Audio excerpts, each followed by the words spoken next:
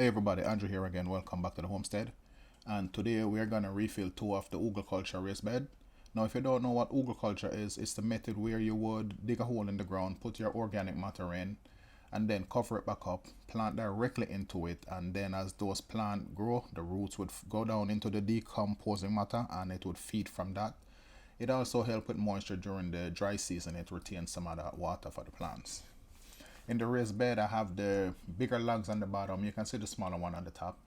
These beds are about 4 years old, and you could see that they're low. After it settles, that's what it looked like. So we're going to refill them. We're not going to put any logs in it this time. There is enough in there, but you see the shredded paper. We're going to go ahead and fill this with wood chips, and then put about maybe 2, 3, or 4 inches of dirt on the top of it. And from there, we'll decide. Right now we don't know what we're going to plant in it, but either way we're going to put the wood chips. Now I have quite a few bit of wood chips, but this is the one that we're working with today. We're going to speed it up a little bit just so you don't have to wait that long, so enjoy.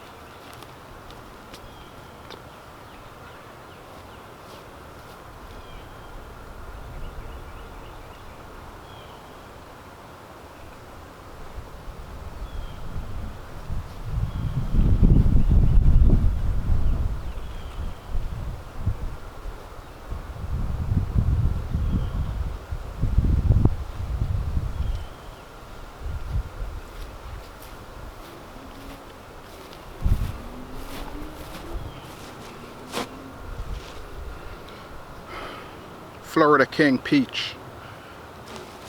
For some reason they're a little small this year. They're not fully ripe, but they are sweet when they're like this. And this is lunch. Take care.